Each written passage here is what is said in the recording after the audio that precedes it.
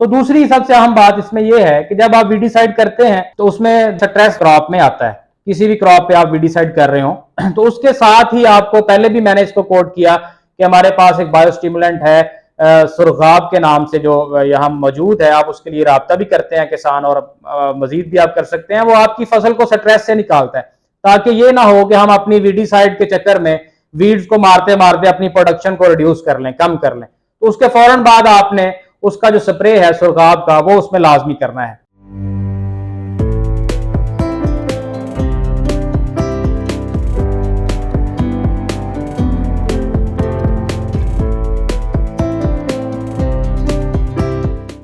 बिस्मिल्लाहिर्रहमानिर्रहीम। मेरे प्यारे नाजरीन और सामीन, मैं हूं आपका भाई हाफिज वसी मोहम्मद खान और ये है आपका जाना पहचाना यूट्यूब चैनल हाफिज वसी टीवी। अस्सलाम वालेकुम सामीन, हमने ये सिलसिला शुरू किया है जैसे अल्फा के बारे में कि right from day one up till harvest और 5 साल तक आपने कैसे चलाना है, और उसका नाम हमने रखा है कासिम नामा। इसी तरीके से हमने एक राइस एक्सपर्ट को पकड़ा है और राइट फ्रॉम द बिगिनिंग हम कोशिश कर रहे हैं कि आखिरी वक्त तक वो आपकी रहनुमाई करें, और उसका नाम है आसिफ नामा। और ये आसिफ साहब जो हैं, इनके प्रोग्राम आपने सुने भी हैं और आपने बहुत ज़्यादा लाइक भी, इसलिए कि इन्होंने जो भी कुछ हासिल किया है वो अपनी अर्क रेजी से हासिल किया है, और एक पैशन है पीछे। और वो पैशन ये है कि मेरे किसान की मुंजी की फसल है, उसमें कोई जड़ी बूटी ना हो। तो आज का प्रोग्राम जो है वो है कि आपने प्री इमरजेंस वीड तो इस्तेमाल कर ली थी, अब जिस स्टेज पर फसल है इसमें 2-4 वीड्स जो हैं वो बहुत ज्यादा तंग कर रही हैं। एक तो इन्होंने बताना है कि उनको कंट्रोल कैसे करना, और दूसरी चीज इन्होंने बताना है कि दुनिया चांद की तरफ पहुंची हुई है। और वो उस्ताद दामन का एक शेर मुझे इस वक्त याद आ रहा है, वो ये था कि दुनिया चंद ते पई जापदी है असी विच जमीन दे तोड़ हेठा। तो आज ये आपको बताना चाहेंगे कि चांद पर जाने के कौन कौन से तरीके हैं, और हमारी मुंजी की फसल के अंदर जो मशीनें दुनिया के अंदर इस्तेमाल होती हैं और अब पाकिस्तान में अवेलेबल हैं और इनके पास मौजूद हैं, इस बारे में ये आपकी रहनुमाई फरमाएंगे। मैं वेलकम करता हूँ जनाब आसिफ संधू साहब को। आसिफ साहब, मुझे बड़ी खुशी हुई है जब हम यंग जनरेशन को देखते हैं और देखते हैं कि वो अपने काम में परफेक्ट जा रही है, तो हम अल्लाह ताला का शुक्र अदा करते हैं। और आपने माशाल्लाह इस राइस के प्रोग्राम को बड़े अच्छे तरीके से आपने लोगों के साथ एक्सप्लेन किया है, और हमें लोगों की तरफ से जो फीडबैक आता है उसमें आपके लिए दुआएं भी शामिल होती हैं। जज़ाकल्लाह। सामीन, आगे चलने से पहले एक चीज़ मैं कहना चाहता हूँ कि ये मुहर्रमुल हराम का महीना है, और मुहर्रमुल हराम के अंदर जब बात आती है तो करबला का तज़किरा होता है, उसी के साथ कूफे का तज़किरा भी होता है। जब ये सानिया करबला हो गया तो कूफे के अंदर बहुत बुरी हालत थी, जुल्म और सितम टॉप पर था। जिस आदमी के बारे में ये शक होता कि जरा सी भी मोहब्बत अहले बैत के लिए इसके दिल में है, वो इब्ने जियाद उसको पकड़कर एक लोगों के लिए ताजियाना बना दिया करता था ताकि लोग उसे सबक सीखें। तो वहीं पर कुछ 4 आदमी हम ख्याल थे, और वो 4 आदमी सोच रहे थे कि इस दोज़ख से बचने का क्या तरीका है। लिहाजा वो प्रोग्राम बना रहे थे कि हम कूफे से भाग जाएं, लेकिन कूफे के दरवाजों पर पुलिस और आर्मी के पहरे थे और बाहर निकलने का कोई इम्कान नहीं था, इसलिए कि जो कुछ कूफे के अंदर हो रहा है इब्ने जियाद नहीं चाहता था कि बाहर के लोगों को पता चले। अब चूंकि उनकी तलब सादिक थी, तो अल्लाह ताला ने करम फरमाई, एक अंधेरी रात में उनको मौका मिल गया बाहर निकलने का। अब चूंकि निकलने की जल्दी थी तो वो चारों के चारों भागते भागते भागते भागते जब उस जगह पर पहुंचे, जब उन्हें पता चला कि हम कूफे की हद से दूर निकल आए हैं, तो उन्होंने सांस लिया और बैठ गए, और उन्होंने कहा कि भाइयों, फैसला करो कि हमने जाना कहाँ। तो एक आदमी ने कहा कि हमें मदीना शरीफ की तरफ जाना चाहिए। तो बाकी 3 आदमियों ने कहा कि यार, मदीना शरीफ तो जाना अच्छी बात है, लेकिन वहां से जो खबरें आ रही हैं वो कोई अहले बैत के बारे में अच्छी खबरें नहीं आ रही, लिहाजा बेहतर यह है कि हम मक्का शरीफ जाएं। इसलिए कि मक्का शरीफ को अल्लाह ताला ने अमन का शहर करार दिया है, वहां हमें अमन मिल जाएगा, हम जो कुछ हमारा ईमान है हम उसका इजहार कर सकते। सामीन, चारों आदमियों ने इत्तेफाक किया और मक्के जाने की सोच लेकर वो फिर सफर को रवाना हो गए, लेकिन रात अंधेरी थी और उनको पता नहीं चला कि हम किस तरफ जा रहे हैं, तो वो उसी तरफ चल पड़े जिस तरफ कूफा था। जब सुबह हुई और सूरज निकलने लगा और उन्होंने देखा कि सामने तो कूफा है, तो वहां आदमी एक पुकार उठा और उसने कहा कि या मौला, ख्वाब हमने मक्का शरीफ का देखा था, तकदीर हमारी कूफा है। आज के प्रोग्राम में मैं बताना ये चाहता हूँ अपने किसान भाइयों को कि आप अगर मक्का शरीफ जाना चाहते हैं तो आपकी सिमत दुरुस्त होनी चाहिए। अगर सिमत दुरुस्त नहीं होगी तो फिर अल्टीमेटली एंड अप होगा कूफा के ऊपर। अब चूंकि हम फसल की बात कर रहे हैं और हमारा ख्याल यह है कि हम 80 मन फी एकड़ कम से कम लें, 90 मन भी आदमी ले सकता है अपनी मेहनत के साथ। अब ये 80 मन लेने की सिमत क्या है, तो आज के दिन आसिफ साहब से मैं गुजारिश करूंगा कि दो चीजों के बारे में बताएं। एक चीज तो कि वीड्स का जो इस वक्त जो वीड्स आई हुई हैं उनको कंट्रोल कैसे करना है, और दूसरा जो दुनिया मैकेनाइजेशन की तरफ जा रही है कि मौसमियाती तब्दीली हो गई है, हबस है, लोगों के लिए काम करना बड़ा मुश्किल है, तो लिहाजा और बड़े एरिया पर यह काश्त हो रही है, तो उसको उसके अंदर आप मैकेनाइजेशन के अंदर और आपकी कंपनी मेरे किसान भाई, राइस के किसान भाइयों की क्या मदद कर सकते? Welcome sir. Thank you very much आप साहब। एक दफ़ा फिर हम अपने किसान भाइयों के लिए हाजिर हैं। फर्स्ट ऑफ ऑल तो ये बात कहना चाहूँगा कि किसान भाइयों के लिए, ये जो मुंजी के काश्तकार हैं हमारे, उनके लिए ये बेहतरीन सीज़न होगा इंशाल्लाह। उनकी जो है वो फसल के रेट के हवाले से बात कर रहा हूँ, क्योंकि हमारा जो हमसाया मुल्क है भारत, उसने क्योंकि एक्सपोर्ट के लिए चावल के एक्सपोर्ट पे पाबंदी लगा दी है, तो इसलिए हमारे पास ये ओपन मार्केट्स हैं कि हम उस वक्त को, इस टाइम को कैश कर सकें। तो उसके लिए हमें चाहिए कि हम ज्यादा से ज्यादा अपनी पैदावार लें राइस की, ताकि हम, क्योंकि हमारी ये स्टेपल फूड नहीं है, हमने तो इसे एक्सपोर्ट करना ही करना है, तो हमें इस टाइम को कैश करना है। तो उसके लिए हमारी राइस की प्रोडक्शन जो है उसको हमें चाहिए कि हम ज्यादा से ज्यादा हासिल करें। उसमें दो चीजें जो मैं समझता हूं कि बहुत अहमियत की हामिल हैं। एक तो है कि धान में मौजूद जो वीड्स हैं उनका तदारक, और दूसरे आपके जितने उसमें ऑपरेशन शामिल हैं वो मैकेनाइज होने चाहिए। ये दो चीजें आपकी प्रोडक्शन को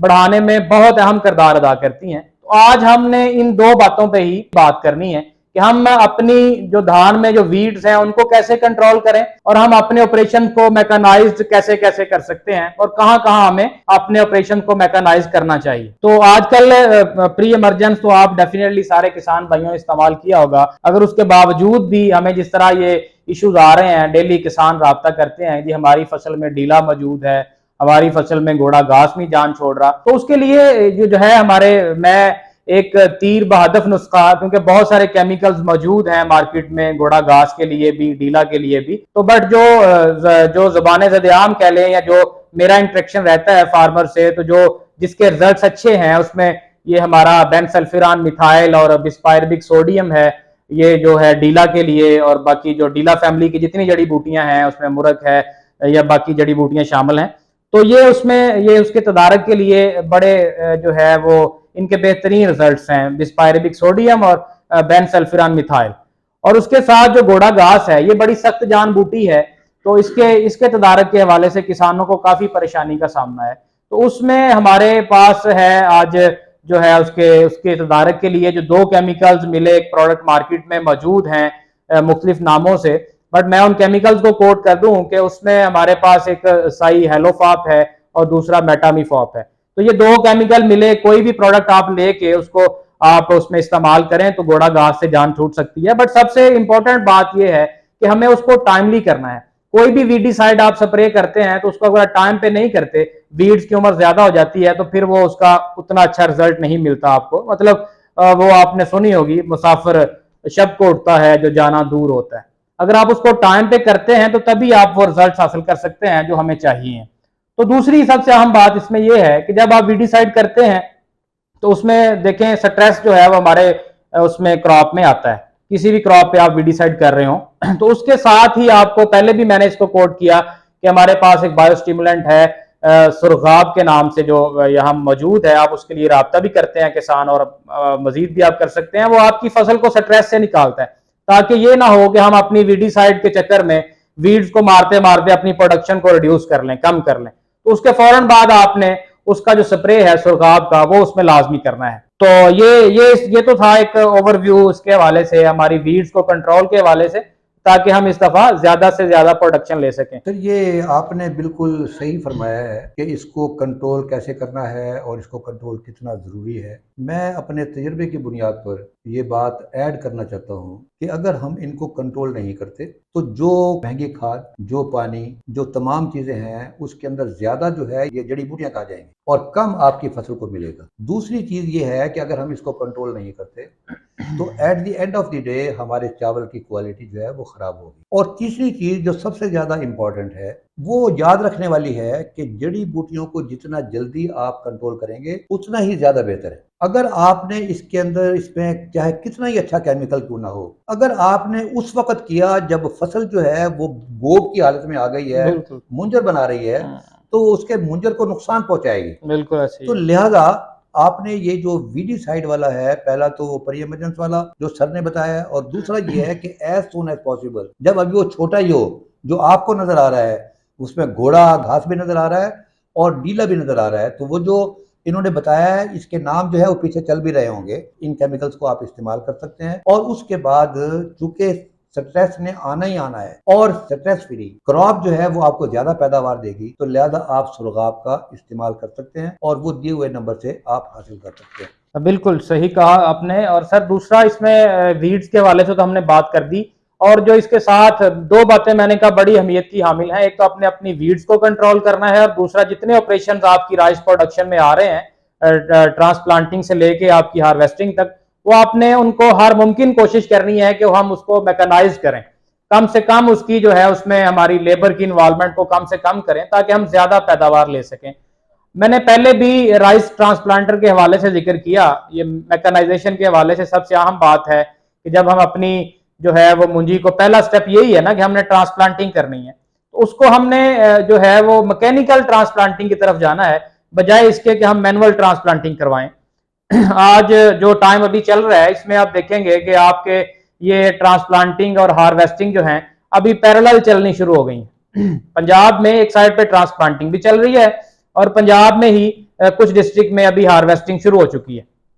तो दोनों को आप विजुअली जाके देख सकते हैं। आप देखेंगे कि अभी जो ज्यादातर क्रॉप्स अभी इस कंडीशन में है कि उनकी उम्र जो है वो 30 से 60 दिन के दरमियान है कहीं। तो आप देखें जो मैनुअल लगी हुई हैं, जिनकी ट्रांसप्लांटिंग हाथ से या मैनुअली की गई है, उनके आप टिलर्स गिन लें, काउंट कर लें नंबर ऑफ टिलर्स कितने हैं, और जिनको मैकेनिकल ट्रांसप्लांटर से शिफ्ट किया गया है उनके आप नंबर ऑफ टिलर्स काउंट करें, तो आपको इस बात का इदराक हो जाएगा कि जो ट्रांसप्लांटिंग जो है उसको मैकेनिकल जिसको किया गया उसमें नंबर ऑफ टिलर्स ही ज्यादा है। वो फसल माशाल्लाह उससे उसकी लुक ही और है, एक सिमेट्री में लगी हुई है, उसका बूटा भी ज्यादा है। तो ये आप इसको प्रैक्टिकली भी देख सकते हैं ये जो टाइम है। सर मैं आपका शुक्रिया अदा करता हूँ, ये आपने बड़ी प्यारी बात कही है। वो कहते हैं महज से लेके लैब तक, पैदाइश से लेके कब्र तक इंसान सीखता है, और जो आदमी सीखता है वही कुछ आगे बढ़ सकता है। बिल्कुल ये सर। अब जो ट्रांसप्लांटेशन है, ये जो हमने मुंजी की लगवाई है वो तो हो गई खत्म, लेकिन मैं बड़ा मुतासर हूँ आपकी इस बात से कि आपके लिए एक लर्निंग का मौका है कि मैं जिस एरिया में रहता हूँ वहाँ दो किस्म के आदमी हैं। एक वो है जिन्होंने इंसानों से लगवाया, जी जी। एक वो है जिन्होंने मशीन इस्तेमाल की है। अब मैं दरमियान में हूं कि मैं इस तरफ जाऊं या इस तरफ जाऊं, तो मेरे लिए ये बेहतरीन मौका है कि मैं दोनों फसलों को जाकर, दोनों फील्ड को जाकर विजिट करूं और उसके बाद मैं फैसला करूं कि अगले साल मैंने क्या करना। बिल्कुल। Thank you very much. तो ये मैकेनिकल ट्रांसप्लांटिंग जो है ये बहुत जरूरी है। अगर आप ज्यादा झाड़ लेना चाहते हैं, ज्यादा पैदावार लेना चाहते हैं, तो उसके लिए आपको मैकेनिकल ट्रांसप्लांटर के साथ या राइस ट्रांसप्लांटर के साथ ही अपनी ट्रांसप्लांटिंग करवानी है, और करवानी चाहिए ताकि हम ज्यादा पैदावार ले सकें। और उसके साथ साथ जब आप इसके बाद हमारा जो अगला स्टेप है उसमें आपकी इरिगेशन है, क्योंकि पानी जो है वो उसकी खपत राइस में बहुत ज्यादा है, उसको आपने मैकेनाइज तरीके से लेके चलना है। जो है वो अंधाधुंध पानी नहीं लगाना फसल को, जब रिक्वायर्ड है तभी लगाना है ताकि आपके रिसोर्सेज भी बचें और आपका झाड़ भी ज्यादा रहे। तो उसके लिए अभी मार्केट में बहुत सारे आईटी के लोग मौजूद हैं जो उसके लिए मोबाइल एप्लीकेशन बना रहे हैं और आपकी फील्ड में एक वेदर स्टेशन लगा के दे रहे हैं, वहां सेंसर का इस्तेमाल कर रहे हैं ताकि आपको बर वक्त ये पता चल सके कि आपकी फसल को अब पानी रिक्वायर्ड है, अब पानी आपकी फसल को नहीं चाहिए है। उसके अकॉर्डिंग आप चलेंगे तो उसके साथ आपका झाड़ भी बढ़ेगा और आपके रिसोर्सेज जो हैं, आपका खर्च जो है वो भी मुनासिब रहेगा। और इसके साथ जो सबसे जरूरी बात है, क्योंकि इरिगेशन के साथ साथ हमें उसमें वीडिसाइड भी जिस तरह रिक्वायर्ड है, हमें फंजीसाइड भी करनी पड़ती है, हमें इंसेक्टिसाइड को भी स्प्रे करना पड़ता है, एट द एंड हमने बायोस्टिमुलेंट को, सुरखाब को या उसके साथ और भी अमाइनो एसिड को, एनपीके स्प्रे करने हैं। तो उसमें आपका बजाय इसके कि आप मैनुअली या नैपसैक या छोटे स्प्रेयर का इस्तेमाल करें, आपको बूम स्प्रेयर की तरफ शिफ्ट होना चाहिए, ताकि आपकी स्प्रे जो है वो पूरे एकड़ में जो है वो यूनिफॉर्म हो, बर वक्त हो, और उसमें आप एक ही दिन में आप बहुत ज्यादा एकड़ जो हैं उनको आप स्प्रे कर सकें। उसके लिए बूम स्प्रेयर का इस्तेमाल नहायत जरूरी है।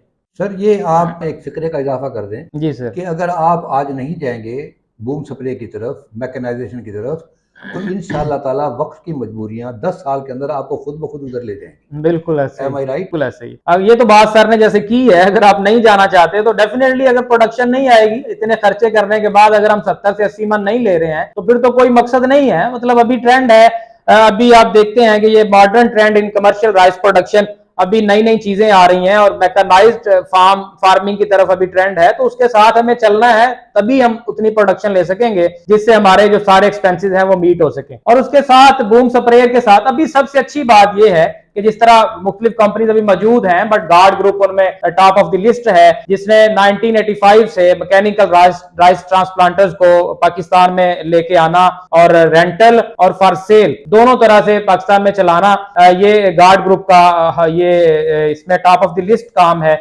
बट इसमें देखें हार्वेस्टर्स, और मैं जो अच्छी बात कहना चाहता हूं वो ये है कि अभी ये रेंटल और फॉर सेल दोनों सूरतों में आपके पास राइस ट्रांसप्लांटर मौजूद है, आपके पास बूम स्प्रेयर मौजूद है, आपके पास मॉइस्चर मीटर मौजूद हैं, आपके पास राइस हार्वेस्टर्स मौजूद हैं कि अगर आप खरीद नहीं सकते हैं, छोटा जिम्मेदार हमारा जो 10 एकड़ से कम लगा रहा है वो तो इसकी क्योंकि प्राइस इनिशियली अभी ज्यादा है क्योंकि हमें इंपोर्ट करना पड़ती है ये सारी चीजें, तो उसमें वो रेंटल की तरफ जा सकता है, बजाय इसके कि वो लेबर पे करे, मैनुअली लगाए, वहां भी पैसे और खर्चे दे बट उतना प्रोडक्शन ना ले सके। तो उसे चाहिए कि वो रेंटल ऑपरेशन जो है वो मैकेनाइजेशन की तरफ जाए और अपना रेंटल ऑपरेशन करवा के अच्छी पैदावार ले। सर मैं एक राइस प्रोड्यूसर हूं और कमर्शियल राइस प्रोड्यूसर, राइट। और मेरे इलाके के अंदर छोटे फार्मर भी हैं और बड़े फार्मर। ये जो आपने गिनवाई है, ट्रांसप्लांटर मैं खरीद नहीं सकता जी, मैं बूम स्प्रेयर मैं खरीद नहीं सकता, मैं हार्वेस्टर खरीद नहीं सकता। अब आपने एक दरमियान में एक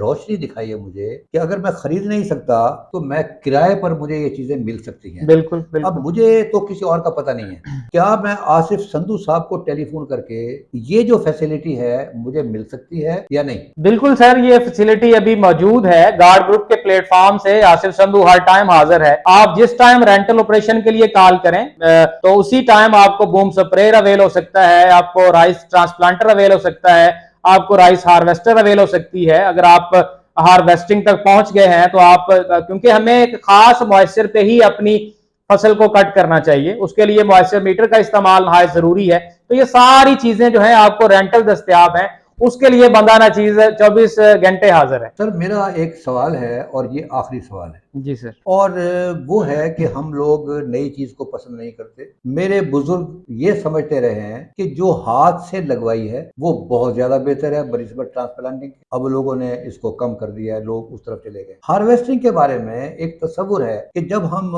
हार्वेस्टिंग जो मशीन से हमने हार्वेस्ट किया है और जो हाथों से हमने छिड़वाई है, जब हम मंडी में लेके जाते हैं तो मंडी के अंदर मशीन से जो हार्वेस्ट की हुई है उसके पैसे कम मिलते हैं, रेट कम मिलता है, और दूसरी से ज्यादा मिलता है। ये मुझे बताएं, ये नंबर 1 दुरुस्त है? और अगर ये दुरुस्त नहीं है तो अब लेटेस्ट पोजीशन क्या है? ये बात सर आपने जो की है ये बिल्कुल 100% दुरुस्त है कि हमारा जो ये अभी ट्रेंड चल रहा है, अभी तो खैर ये कम होता जा रहा है। हमारा फार्मर, हम तो ये जो है वो ये अलम उठाए फिरते हैं कि हम इस हवाले से अपने फार्मर्स को आगाह कर सकें कि हमें राइस की जो हार्वेस्टिंग है उसको राइस हार्वेस्टर से ही करवाना है, राइस हार्वेस्टर से ही करवाना है, राइस हार्वेस्टर से ही करवाना है। क्योंकि जो हमारा वीट का हार्वेस्टर है, जब उससे आप राइस को कटवाते हैं तो उसमें बहुत ज्यादा इंप्योरिटीज शामिल होती हैं, हमारी राइस की प्रोडक्शन कम आती है क्योंकि वो पराली के साथ ही आपके दाने भी चले जाते हैं, और बाकी जो कट ही नहीं करते वो नीचे रह जाते हैं, और बाकी जो आपके उसका कटर क्योंकि बहुत बड़ा होता है वीट को काटने के लिए, वही वो अगर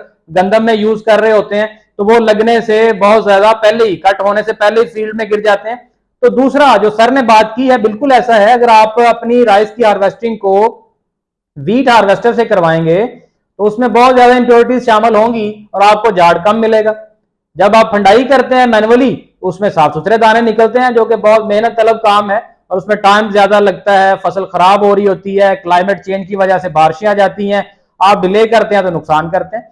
तो उसका बेहतरीन सोल्यूशन यही है कि आपने राइस की जो हार्वेस्टिंग है उसको राइस हार्वेस्टर से करवाना है। वो आपके सारे जो इश्यूज हैं कि वो उसमें दानों की सफाई, इंप्योरिटीज का शामिल ना होना, जाड़ का ज्यादा, ये सारे मसले इसी साथ हल हो सकते हैं अगर आप राइस की हार्वेस्टिंग के लिए राइस हार्वेस्टर इस्तेमाल करें।